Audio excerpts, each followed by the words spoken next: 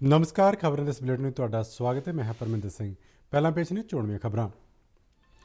ਪ੍ਰਧਾਨ ਮੰਤਰੀ ਨਰਿੰਦਰ ਮੋਦੀ ਨੇ ਅੱਜ ਵਰਚੁਅਲ ਮਾਧਿਅਮ ਰਾਹੀਂ ਗੁਜਰਾਤ ਦੇ ਅਹਿਮਦਾਬਾਦ ਵਿੱਚ ਸਰਦਾਰ ਧਾਮ ਭਵਨ ਲੋਕਾਂ ਨੂੰ ਸਮਰਪਿਤ ਕੀਤਾ।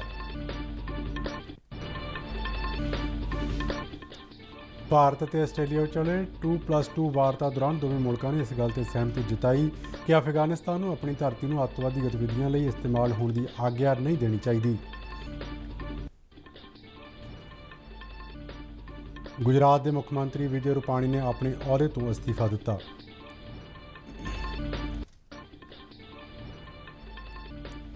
ਮਹਾਵੀਰ ਚੱਕਰ ਜੇਤੂ ਸ਼ਹੀਦ ਮੇਜਰ ਹਰਭਜਨ ਸਿੰਘ ਨੂੰ ਉਹਨਾਂ ਦੀ 54ਵੀਂ ਬਰਸੀ ਮੌਕੇ ਤਰਨਤਾਰਨ ਜ਼ਿਲ੍ਹੇ ਦੇ ਉਹਨਾਂ ਦੇ ਜੱਦੀ ਪਿੰਡ ਭੱਠੇ ਭੈਣੀ ਵਿੱਚ ਭਰਪੂਰ ਸ਼ਰਧਾਂਜਲੀਆਂ ਭੇਂਟ ਕੀਤੀਆਂ ਗਈਆਂ।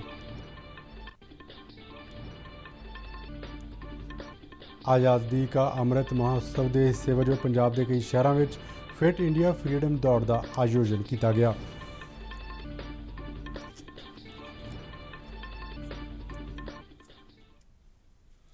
ਤੇ ਹੁਣ ਖਬਰਾਂ ਵਿਸਥਾਰ ਨਾਲ। ਪ੍ਰਧਾਨ ਮੰਤਰੀ ਨਰਿੰਦਰ ਮੋਦੀ ਨੇ ਅੱਜ ਵਰਚੁਅਲ ਮਾਧਿਅਮ ਰਾਹੀਂ ਗੁਜਰਾਤ ਦੇ ਅਹਿਮਦਾਬਾਦ ਵਿੱਚ ਸਰਦਾਰ ਧਾਮ ਭਵਨ ਲੋਕਾਂ ਨੂੰ ਸਮਰਪਿਤ ਕੀਤਾ ਅਤੇ ਸਰਦਾਰ ਧਾਮ ਦੇ ਦੂਜੇ ਪੜਾਅ ਤਹਿਤ ਕੰਨਿਆ ਸ਼ਾਤਿਆਲਿਆ ਦੇ ਭੂਮੀ ਪੂਜਨ ਵਿੱਚ ਹਿੱਸਾ ਲਿਆ। ਇਸ ਮੌਕੇ ਆਪਣੇ ਸੰਬੋਧਨ ਵਿੱਚ ਪ੍ਰਧਾਨ ਮੰਤਰੀ ਨੇ ਕਿਹਾ ਕਿ ਅੱਜ ਦੇ ਹੀ ਦਿਨ ਇੱਕ ਸਦੀ ਪਹਿਲਾਂ 1893 ਵਿੱਚ ਸ਼ਿਕਾਗੋ ਵਿੱਚ ਵਿਸ਼ਵ ਧਰਮ ਸੰਸਦ ਦੌਰਾਨ ਸਵਾਮੀ ਵਿਵੇਕਾਨੰਦ ਨੇ ਵਿਸ਼ਵ ਮੰਚ ਤੇ ਖਲੋ ਕੇ ਦੁਨੀਆ ਨੂੰ ਭਾਰਤ ਦੇ ਮਨੁੱਖੀ ਮੁੱਲਾਂ ਤੋਂ ਜਾਣੂ ਕਰਵਾਇਆ ਸੀ। ਉਹਨਾਂ ਕਿਹਾ ਕਿ ਅੱਜ ਦੁਨੀਆ ਮਹਿਸੂਸ ਕਰ ਰਹੀ ਹੈ ਕਿ 9/11 ਵਰਗੀਆਂ ਤਰਾਸਦੀਆਂ ਦਾ ਸਥਾਈ ਹੱਲ ਮਾਨਵਤਾ ਦੇ ਇਹਨਾਂ ਮੁੱਲਾਂ ਨਾਲ ਹੀ ਹੋਵੇਗਾ।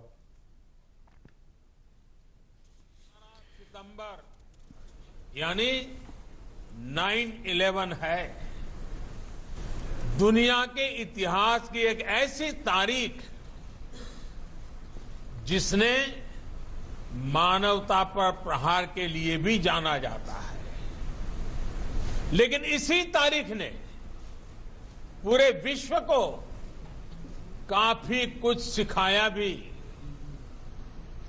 एक सदी पहले ये 11 सितंबर 1893 का ही दिन था जब शिकागो में विश्व धर्म संसद का आयोजन हुआ था।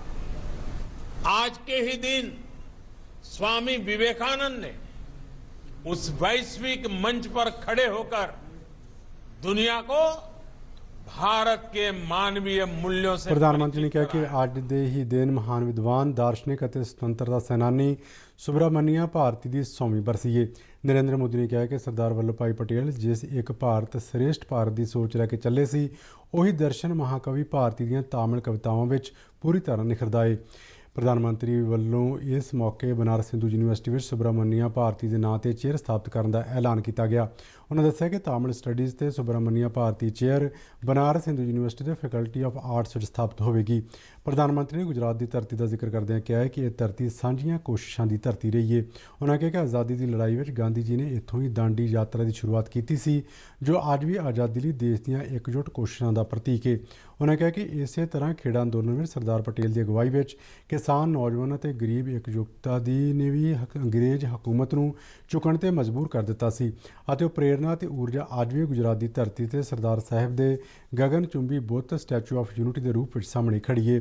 ਪ੍ਰਧਾਨ ਮੰਤਰੀ ਨੇ ਕਿਹਾ ਕਿ ਉਹਨਾਂ ਦੀ ਸਰਕਾਰ ਵੱਲੋਂ ਸਮਾਜ ਦੇ ਅਜਿਹੇ ਵਰਗਾਂ ਨੂੰ ਅੱਗੇ ਲਿਆਉਣ ਦੀਆਂ ਕੋਸ਼ਿਸ਼ਾਂ ਜਾਰੀ ਨੇ ਜੋ ਪਿੱਛੇ ਛੁੱਟ ਗਏ ਸਨ। ਉਹਨਾਂ ਕਿਹਾ ਕਿ ਅੱਜ ਇੱਕ ਪਾਸੇ ਦਲਿਤਾਂ ਤੇ ਪਛੜੀਆਂ ਦੇ ਅਧਿਕਾਰਾਂ ਦਾ ਕੰਮ ਹੋ ਰਿਹਾ ਹੈ, ਉੱਥੇ ਆਰਥਿਕ ਤੌਰ ਤੇ ਪਿਛੜੇ ਤੇ ਹੋਰਨਾਂ ਲੋਕਾਂ ਨੂੰ ਵੀ 10% ਰਾਖਵਾਂ ਕਰਨ ਦਿੱਤਾ ਗਿਆ ਹੈ। समाज के जो वर्ग, जो लोग पीछे छूट गए हैं, उन्हें आगे लाने के लिए सतत प्रयास हो रहा है। आज एक और दलितों, पिछड़ों के अधिकारों के लिए जिम्मेवारी के साथ अनेक काम हो रहे हैं, तो वहीं आर्थिक आधार पर पिछड़ गए सवर्ण समाज के लोगों को भी 10% आरक्षण दिया गया है।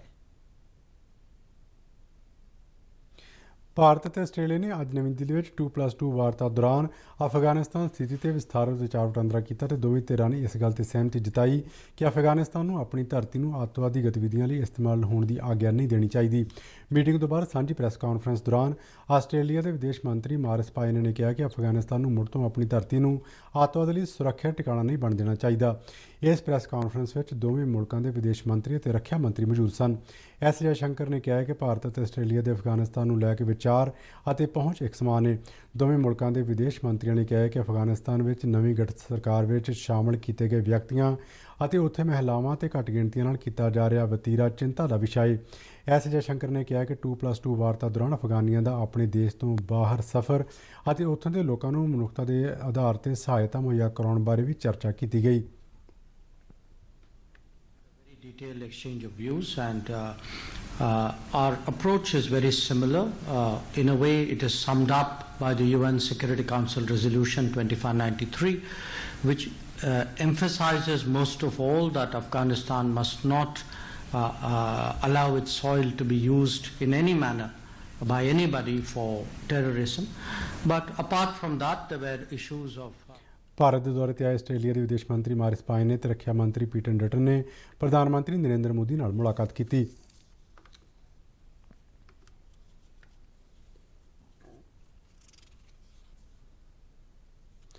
ਗੁਜਰਾਤ ਦੇ ਮੁੱਖ ਮੰਤਰੀ ਵਿਜੇ ਰੂਪਾਣੀ ਨੇ ਆਪਣੇ ਅਹੁਦੇ ਤੋਂ ਅਸਤੀਫਾ ਦੇ ਦਿੱਤਾ ਹੈ।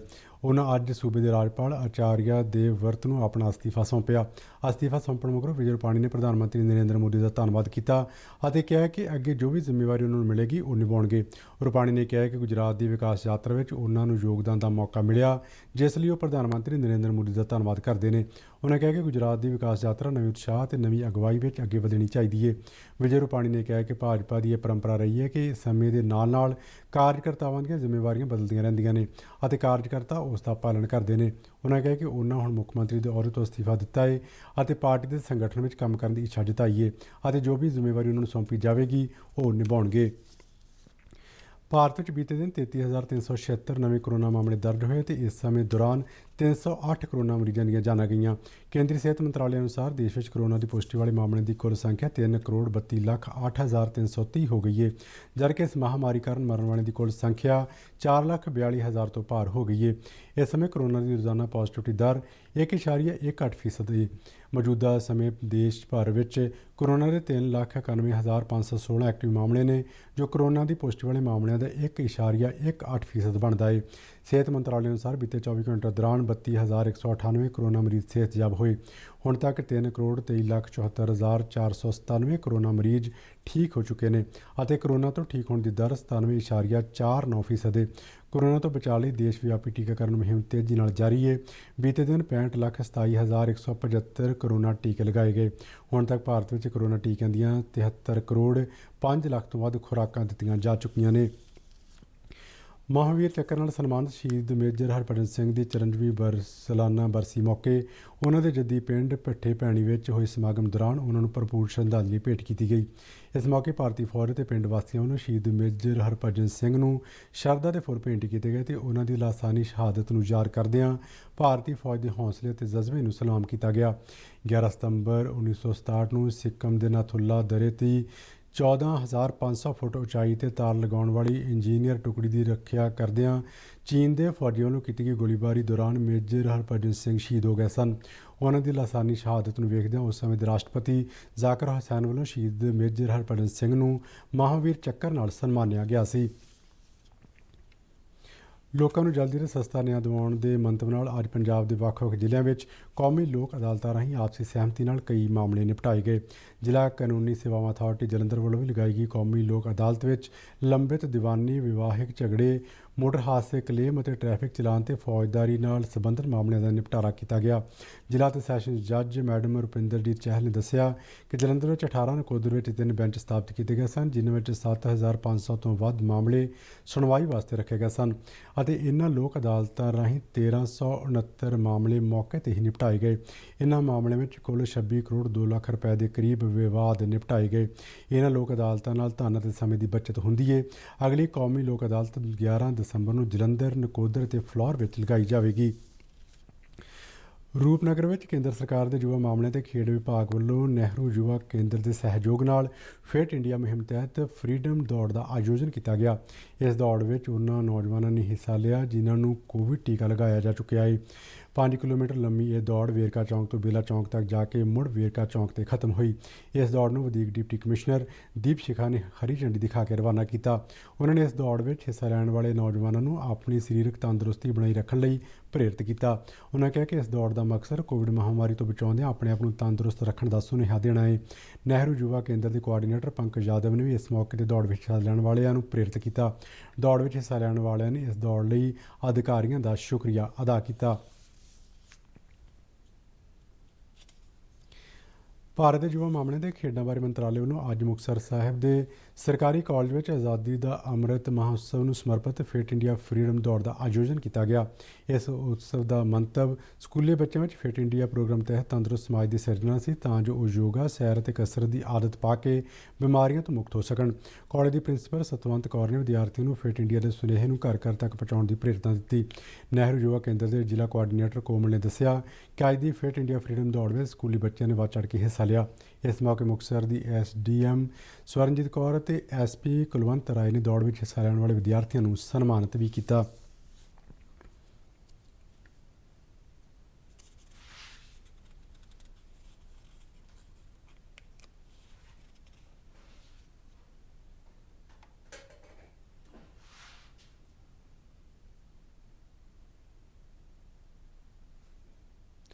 ਆਜ਼ਾਦੀ ਕਾ ਅੰਮ੍ਰਿਤ ਮਹੋਤਸਵ ਦੇ ਸੰਬੰਧ ਵਿੱਚ ਅੱਜ ਪਟਿਆਲਾ ਵਿੱਚ ਇੱਕ ਰੈਲੀ ਕੱਢੀ ਗਈ। ਇਸ ਵਿੱਚ ਨਹਿਰੂ ਯੁਵਾ ਕੇਂਦਰ ਦੇ ਨੌਜਵਾਨਾਂ ਨੇ ਹਿੱਸਾ ਲਿਆ।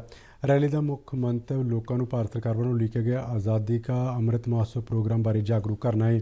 ਇਸ ਤੋਂ ਇਲਾਵਾ ਮਹਾਤਮਾ ਗਾਂਧੀ ਨਰੇਗਾ ਸਕੀਮ ਅਧੀਨ ਚੱਲ ਰਹੇ ਕੰਮਾਂ ਬਾਰੇ ਵੀ ਲੋਕਾਂ ਨੂੰ ਦੱਸਿਆ ਜਾ ਰਿਹਾ ਹੈ ਅਤੇ ਨੌਜਵਾਨਾਂ ਨੂੰ ਨਸ਼ਿਆਂ ਤੋਂ ਦੂਰ ਰਹਿਣ ਅਤੇ ਖੇਡਾਂ ਲਈ ਪ੍ਰੇਰਿਤ ਕੀਤਾ ਜਾ ਰਿਹਾ ਹੈ। ਨਹਿਰੂ ਯੁਵਾ ਕੇਂਦਰ ਦੀ ਚੰਡੀਗੜ੍ਹ ਕੋਆਰਡੀਨੇਟਰ ਨੇਹਾ ਸ਼ਰਮਾ ਨੇ ਦੱਸਿਆ ਕਿ ਆਜ਼ਾਦੀ ਕਾ ਅੰਮ੍ਰਿਤ ਮਹੋਤਸਵ ਤਹਿਤ ਹਰ ਜ਼ਿਲ੍ਹੇ ਦੇ 75 ਪਿੰਡਾਂ ਵਿੱਚ ਰੈਲੀਆਂ ਕੱਢ ਕੇ ਲੋਕਾਂ ਨੂੰ ਜਾਗਰੂਕ ਕੀਤਾ ਜਾ ਰਿਹਾ ਹੈ।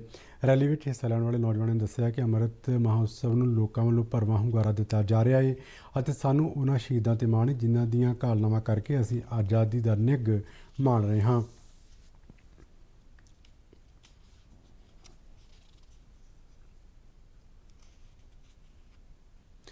ਪੰਜਾਬ ਸਰਕਾਰ ਨੇ ਝੁੱਗੀ ਝੌਂਪੜੀਆਂ ਦੇ ਵਿਕਾਸ ਲਈ ਬਸੇਰਾ ਪ੍ਰੋਗਰਾਮ ਹੇਠ 6 ਹੋਰ ਝੁੱਗੀ ਝੌਂਪੜੀਆਂ ਵਿੱਚ ਰਹਿੰਦੇ ਲੋਕਾਂ ਨੂੰ ਮਾਲਕਾਨਾ ਹੱਕ ਦੇਣ ਨੂੰ ਪ੍ਰਵਾਨਗੀ ਦਿੱਤੀ ਹੈ।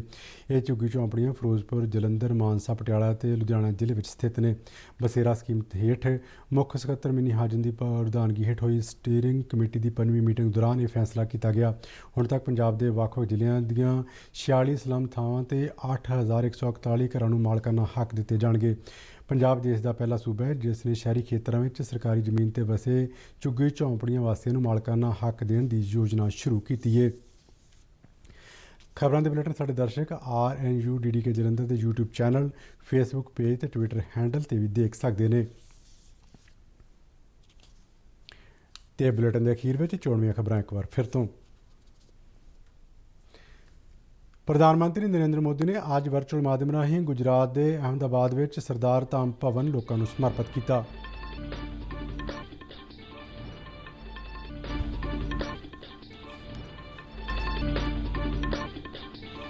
ਭਾਰਤ ਅਤੇ ਆਸਟ੍ਰੇਲੀਆ ਵਿਚਾਲੇ 2+2 ਵਾਰਤਾ ਦੌਰਾਨ ਦੋਵੇਂ ਮੁਲਕਾਂ ਨੇ ਇਸ ਗੱਲ 'ਤੇ ਸਹਿਮਤੀ ਜਤਾਈ ਕਿ ਅਫਗਾਨਿਸਤਾਨ ਨੂੰ ਆਪਣੀ ਧਰਤੀ ਨੂੰ ਅੱਤਵਾਦੀ ਗਤੀਵਿਧੀਆਂ ਲਈ ਇਸਤੇਮਾਲ ਹੋਣ ਦੀ ਆਗਿਆ ਨਹੀਂ ਦੇਣੀ ਚਾਹੀਦੀ।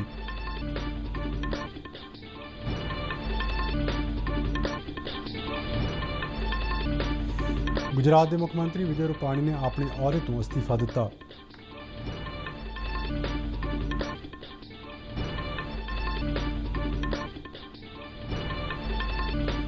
ਮਹਾਂਵੀਰ ਚੱਕਰ ਜੇਤੂ ਸ਼ਹੀਦ ਮੇਜਰ ਹਰਭਜਨ ਸਿੰਘ ਨੂੰ ਉਹਨਾਂ ਦੀ 54ਵੀਂ ਬਰਸੀ ਮੌਕੇ ਤਰਨਤਾਰਨ ਜ਼ਿਲ੍ਹੇ ਦੇ ਉਹਨਾਂ ਦੇ ਜੱਦੀ ਪਿੰਡ ਭੱਠੇ ਭੈਣੀ ਵਿੱਚ ਭਰਪੂਰ ਸ਼ਰਧਾਂਜਲੀਆਂ ਭੇਂਟ ਕੀਤੀਆਂ ਗਈਆਂ।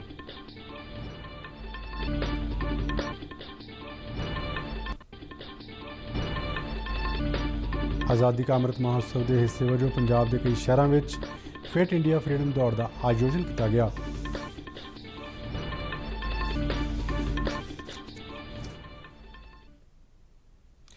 ਤੇ ਇਸ ਦੇ ਨਾਲ ਹੀ ਖਬਰਾਂ ਦਾ ਬੁਲੇਟਿਨ ਖਤਮ ਹੋਇਆ। ਆਗਿਆ ਦਿਓ। ਨਮਸਕਾਰ।